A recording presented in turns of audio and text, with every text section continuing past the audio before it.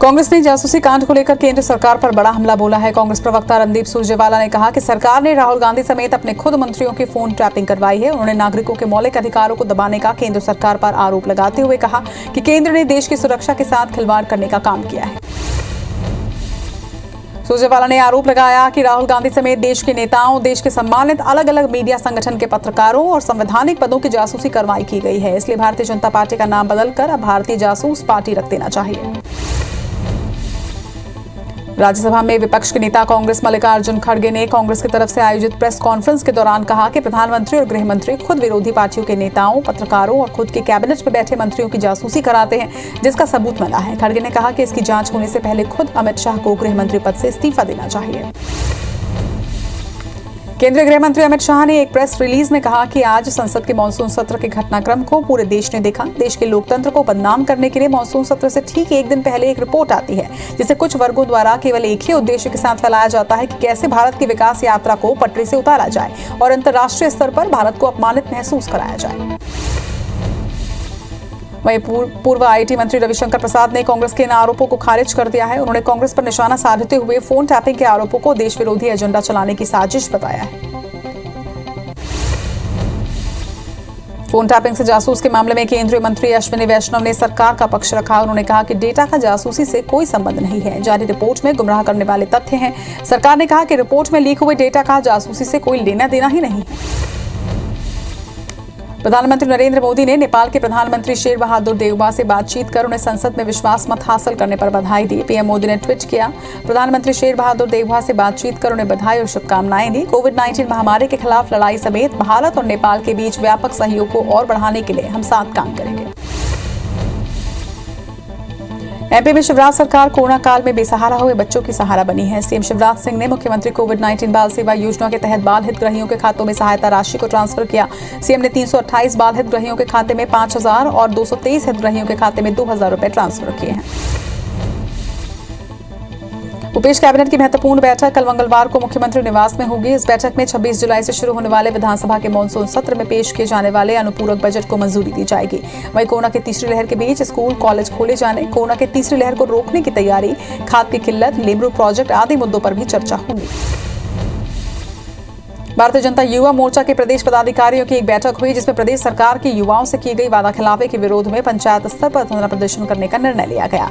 बैठक में मंगलवार को होने वाली पहली प्रदेश कार्य समिति की बैठक में लाए जाने वाले राजनीतिक प्रस्ताव को लेकर भी चर्चा हुई। एपी कांग्रेस अध्यक्ष कमलनाथ ने अपने निवास पर कांग्रेस जिलाध्यक्षों से 1-to-1 मुलाकात की। इस दौरान जिला अध्यक्षों ने उनके जिलों में कोरोना से मौत के आंकड़ों की जानकारी दी। इसके साथ ही मंडलम, सेक्टर और बूथ कमेटियों के गठन की जानकारी भी दी। आज करीब 6 जिलों के जिला अध्यक्षों ने कमलनाथ से मुलाकात की। एमपी में कांग्रेस संगठन को मजबूत करने के साथ ही आगामी चुनावों की रणनीति बनाने के लिए कमलनाथ ने पार्टी नेताओं के साथ मंथन शुरू कर दिया है। इसी कड़ी में भोपाल में कमलनाथ के निवास पर कांग्रेस की अहम बैठक हुई। कांग्रेस नेता सज्जन सिंह वर्मा ने बताया कि आने वाले 15 दिनों में संगठन को लेकर बड़े फैसले होंगे। पूर्व सीएम दिग्विजय सिंह ने भोपाल समेत पूरे प्रदेश में हजारों करोड़ रुपए के राशन घोटाले के आरोप लगाए हैं। दिग्विजय सिंह ने भोपाल में एक प्रेजेंटेशन के जरिए कहा कि सरकार ने गरीबों को निःशुल्क 5 महीने राशन देने का फैसला किया है। उसमें गरीबों को या तो राशन दिया ही नहीं जा रहा है या फिर कम दिया जा रहा है। पूर्व सीएम कमलनाथ ने कांग्रेस विधायक लक्ष्मण सिंह की किताब का विमोचन किया। कांग्रेस विधायक लक्ष्मण सिंह की ये किताब पर्यावरण पर आधारित है। इस दौरान पूर्व सीएम दिग्विजय सिंह भी मौजूद रहे। पूर्व मुख्यमंत्री कमलनाथ ने अपने संबोधन में कहा कि पर्यावरण मेरा पसंदीदा विषय है। एमपी में कोरोना की संभावित तीसरी लहर से निपटने के लिए बीजेपी संगठन ने तैयारी कर ली है। प्रदेश बीजेपी अध्यक्ष वीडी शर्मा और प्रदेश सह संगठन मंत्री हितानंद शर्मा के निर्देश पर इसकी जिम्मेदारी 4 पदाधिकारियों को दी है। इनकी अगुवाई में जिला, मंडल और ग्राम स्तर पर स्वास्थ्य समन्वयक नियुक्त किए जा रहे हैं। एमपी में कांग्रेस के सीनियर विधायक लक्ष्मण सिंह ने कहा है कि कमलनाथ ही हमारे अध्यक्ष हैं और रहेंगे। वो सीएम का चेहरा भी हैं और अगले सीएम कमलनाथ ही बनेंगे। जयवर्धन सिंह को कार्यकारी अध्यक्ष बनाने के कल दिए बयान पर सवाल को उन्होंने टाल दिया और कहा कि इस बारे में कमलनाथ ही बताएंगे। एमपी सरकार 24 घंटे बिजली और किसानों को खेती के लिए 10 घंटे बिजली देने का दावा करती है, लेकिन खुद सत्ताधारी दल के विधायक नारायण त्रिपाठी इस दावे को झुठला रहे हैं। उन्होंने विंध्य क्षेत्र के जिलों में अघोषित बिजली कटौती और किसानों को 2 से 4 घंटे बिजली मिलने की बात कही। डिंडौरी दौरे पर पहुंचे मंत्री मोहन यादव को कई अधिकारियों के मुख्यालय में नहीं रहने की शिकायत मिली, जिस पर उन्होंने अधिकारियों को 2 टूक कहा है कि अगर वो मुख्यालय में नहीं रहते हैं तो उन्हें नौकरी से हटा दिया जाएगा और फिर वो अधिकारी प्रदेश में कहीं भी नौकरी नहीं कर पाएगा। श्योपुर के अस्पताल में 2 ऑक्सीजन प्लांट लग गए हैं, लेकिन यहां मरीजों के लिए बनाए जा रहे स्पेशल वार्ड और चिल्ड्रन वार्ड अब तक अधूरे हैं। इसके साथ ही डॉक्टरों की भी कमी है, लेकिन इसके बारे में चर्चा करने के बजाय जिले के दौरे पर आए मंत्री भारत सिंह कुशवाहा अस्पताल के बाहर से ही औपचारिक निरीक्षण कर लौट गए।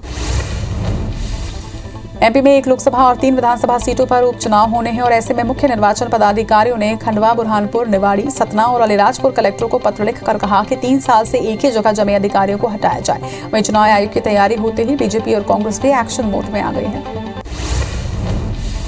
आगामी नगरीय निकाय चुनाव में मेयर और अध्यक्ष के चुनाव अप्रत्यक्ष प्रणाली से होंगे। इस पर बीजेपी विधायक नारायण त्रिपाठी ने पार्टी लाइन से अलग हटकर अपनी राय दी। उन्होंने मेयर और अध्यक्ष के चुनाव अप्रत्यक्ष प्रणाली से कराने को गलत बताया, तो वहीं प्रत्यक्ष प्रणाली से चुनाव कराने की बात कही। प्रभारी मंत्री बनने के बाद मंत्री मोहन यादव पहली बार डिंडौरी पहुंचे, जहां पर उन्हें कांग्रेसियों के विरोध का सामना करना पड़ा। मॉडल कॉलेज भवन का लोकार्पण करने के बाद उनका काफिला लौट रहा था। उसी वक्त डिंडौरी विधायक और पूर्व मंत्री ओमकार मरकाम ने काफिले को रोकने की कोशिश की। भोपाल में विधानसभा सचिवालय कर्मचारी संघ ने महंगाई भत्ते के विरोध में सदन के बाहर सांकेतिक प्रदर्शन किया। कर्मचारियों की मांग है कि बढ़ती महंगाई और पेट्रोल की बढ़ती कीमतों के कारण उन्हें आर्थिक संकट का सामना करना पड़ रहा है। ऐसे में उन्हें पिछले साल का रुका हुआ 28% भत्ता भी दिया जाना चाहिए। उज्जैन में महंगाई भत्ते को लेकर कर्मचारियों ने अब आंदोलन की राह पकड़ ली है। अपनी विभिन्न मांगों को लेकर आज सैकड़ों कर्मचारियों ने प्रदर्शन कर कलेक्टर को ज्ञापन सौंपा। बता दें कि कोरोना की वजह से इस बार महंगाई भत्ता रोका गया है। साथ ही वार्षिक वेतन वृद्धि पर भी रोक लगाई गई है, जिससे कर्मचारियों में काफी आक्रोश है।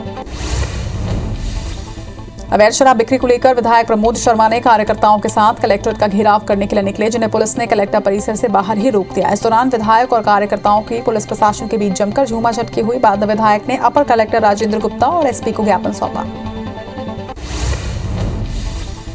कवर्धा में किसानों ने भारतीय किसान संघ के साथ नेशनल हाईवे में 2 घंटे तक चक्का जाम किया। 5 सूत्रीय मांगों को लेकर किसान हाईवे पर डटे रहे। बता दें कि बोरला, पंडरिया और लोहारा के किसान बिलासपुर मार्ग स्थित नए मंडी प्रांगण के पास एकत्रित हुए और फिर नेशनल हाईवे पर बैठकर 2 घंटे तक प्रदर्शन किया। मौसम विभाग के गलत अनुमान से नाराज किसानों ने आज कलेक्ट्रेट का घेराव किया है। किसानों ने तरनताल से कोठे स्थित कलेक्टर कार्यालय तक पैदल मार्च निकाला, जहां पर एडीएम को पीएम के नाम का ज्ञापन सौंपा गया। किसानों का कहना है कि उन्होंने विभाग के पूर्वानुमान के आधार पर अपनी फसलें बो दी, लेकिन बारिश नहीं होने की वजह से अब नुकसान झेलना पड़ रहा है। पिपरिया खापरखेड़ा मूंग खरीदी केंद्र पर किसानों ने वेयरहाउस संचालक और सर्वेयर की मनमानी के चलते हंगामा किया और खरीदी केंद्र पर कर्मचारियों सहित नफीर कर्मचारियों को कमरे में बंद कर दिया, जिन्हें मौके पर पहुंचकर तहसीलदार ने किसानों को समझाइश देकर बाहर निकलवाया। धमतरी में सर्व आदिवासी समाज अपने संवैधानिक अधिकारों समेत 9 सूत्रीय मांग और 8 सूत्रीय स्थानीय मांगों को लेकर अनिश्चितकालीन धरना प्रदर्शन कर रहा है। सर्व आदिवासी समाज का ये कहना है कि समाज के संवैधानिक अधिकार नहीं मिल रहे, किसी भी शासकीय सेवक को प्रमोशन और अधिकार नहीं मिला है। आदिवासी बचाओ संविधान बचाओ अभियान के तहत आदिवासी समाज ने दुर्ग में धरना और रैली प्रदर्शन किया। आदिवासी समाज ने केंद्र और राज्य सरकार पर आदिवासियों को खत्म करने का आरोप लगाते हुए राष्ट्रपति, राज्यपाल और सीएम के नाम कलेक्टर को 22 सूत्रीय मांगों का ज्ञापन सौंपा। बेमेतरा पुलिस की कार्यप्रणाली को लेकर बेरला थाने का ग्रामीणों ने घेराव किया। बता दें कि 13 जुलाई को कांग्रेस नेताओं ने करामाल के युवक जितेंद्र साहू के घर में घुसकर जानलेवा हमला किया था और पुलिस ने कांग्रेस नेता पर मामूली धाराओं के तहत रिपोर्ट दर्ज की थी, जिससे नाराज ग्रामीणों ने आज थाने का घेराव किया। डिंडौरी के शाहपुरा में 2 दिन पहले गर्भवती के साथ हुई मारपीट के बाद आज महिला और नवजात की मौत हो गई, जिसके बाद गुस्साए परिजनों ने शव को सड़क पर रखकर चक्का जाम किया। बता दें कि बीते शनिवार को पड़ोसी युवक ने गर्भवती की पिटाई कर दी थी। घायल महिला को इलाज के लिए जबलपुर रेफर किया गया था, जहां आज दोनों की ही मौत हो गई। प्रदेश में शराबबंदी, बेरोजगारी भत्ता देने सहित 10 सूत्रीय मांगों को लेकर धमतरी जिला पंचायत सदस्य अनीता ध्रुव ने जल समाधि ली। अनीता को तालाब में घुसकर सरकार पर वादा खिलाफी का आरोप लगाते हुए जमकर नारेबाजी की। इसके बाद अपनी मांगों को लेकर सीएम के नाम तहसीलदार को एक ज्ञापन भी सौंपा। गातापार खुर्द में अतिक्रमण की जांच नहीं होने से आक्रोशित ग्रामीण डोंगरगढ़ तहसील कार्यालय पहुंचे और तहसीलदार को ज्ञापन सौंपकर जांच की मांग की। ग्रामीणों के मुताबिक राजकुमार नाम के युवक ने गांव की सरकारी जमीन पर कब्जा कर खाद्य सुरक्षा मिशन के लिए गोदाम बना लिया है। राजधानी दिल्ली में बारिश से हो रही सड़कों का बुरा हाल है। वहीं भारी बारिश के चलते दिल्ली के द्वारका सेक्टर 18 में एक कार सड़क के अंदर धंस गई। बाद में क्रेन की मदद से कार को गड्ढे से बाहर निकाला गया। घटना में किसी को कोई नुकसान नहीं हुआ। राजनांदगांव में सरपंचों को अपने अपने क्षेत्रों में काम करने में दिक्कतों का सामना करना पड़ रहा है, जिसके लिए आज राजनांदगांव विकासखंड के सरपंच संघ ने कलेक्ट्रेट कार्यालय पहुंचकर मुख्यमंत्री भूपेश बघेल, राजनांदगांव कलेक्टर तारण प्रकाश सिन्हा, जिला पंचायत सीईओ लोकेश चंद्राकर के नाम एक ज्ञापन सौंपा और जल्द से जल्द ज्ञापन पर कार्रवाई की मांग की है। ग्वालियर में सहरिया आदिवासी की जनसंख्या लगभग 30,000 के बीच है, जिनमें लगभग आधी आबादी युवाओं की है जो पढ़ लिख चुके हैं लेकिन रोजगार के लिए मोहताज हैं। लिहाजा बीजेपी नेता मोहन सिंह राठौर ने उन्हें सरकारी नौकरी देने की मांग की और जिला प्रशासन को युवाओं की परेशानी से अवगत करवाया। राज्य सरकार ने जवाहर वर्मा को सहकारी केंद्रीय बैंक का अध्यक्ष बनाया है, जिन्होंने आज सहकारी केंद्रीय बैंक के नवनियुक्त अध्यक्ष के रूप में विधिवत पदभार ग्रहण किया।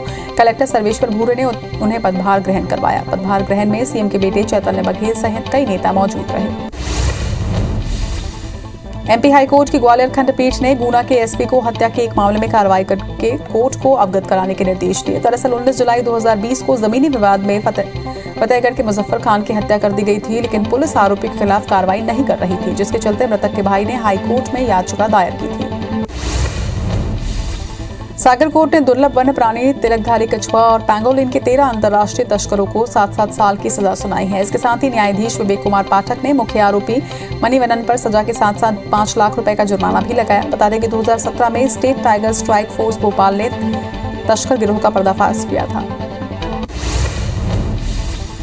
मध्य प्रदेश में निःशुल्क 108 एम्बुलेंस और जननी सुरक्षा एम्बुलेंस के टेंडर को लेकर आए दिन विवाद होता रहता है। पहले अधिकारियों ने इस टेंडर को दुगनी राशि पर जारी किया, वहीं अब जननी एक्सप्रेस संचालक संघ ने आरोप लगाया है कि टेंडर की शर्तों को एक खास कंपनी को फायदा देने के लिए उसके हिसाब से बनाया गया है। संघ का कहना है कि टेंडर में जिन वाहनों के इस्तेमाल की बात कही गई है वो सभी बड़े वाहन हैं।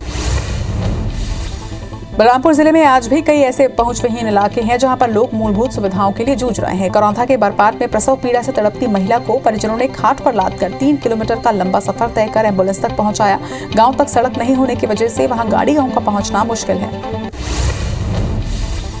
कोरिया के जिला अस्पताल में घोर लापरवाही सामने आई, जहां पर 24 घंटे बाद भी शवों को पीएम नहीं हो सका है। ऐसे परिजन भटकते रहे। जिस डॉक्टर की ड्यूटी पोस्टमार्टम के लिए लगाई गई थी वो इमरजेंसी ड्यूटी में व्यस्त थे। दरअसल रविवार को सड़क हादसे में विनोद साहू और संतलाल यादव की मौत हो गई थी, जिसके बाद दोनों शवों को पोस्टमार्टम के लिए लाया गया था। सूरजपुर में मां बेटे के कुएं में गिरने से मौत हो गई। मामला चेंद्रा पुलिस चौकी क्षेत्र का बताया जा रहा है, जहां पर परिजनों को एक ग्रामीण के कुएं में शव की जानकारी मिली और इसकी सूचना परिजनों ने पुलिस को दी। पुलिस ने ग्रामीणों की मदद से शव को बाहर निकलवाया और पोस्टमार्टम करवाकर परिजनों को शव सौंप दिया। जशपुर में किसान ने दूसरे किसान की जान ले ली। अल्प वर्षा की स्थिति के बाद नहर से खेत में पानी लेने के विवाद में एक किसान ने दूसरे किसान पर फावड़े से हमला कर दिया, जिससे उसकी मौत हो गई है। पुलिस ने हत्या का मामला दर्ज कर आरोपी को हिरासत में लेकर जांच शुरू कर दी है।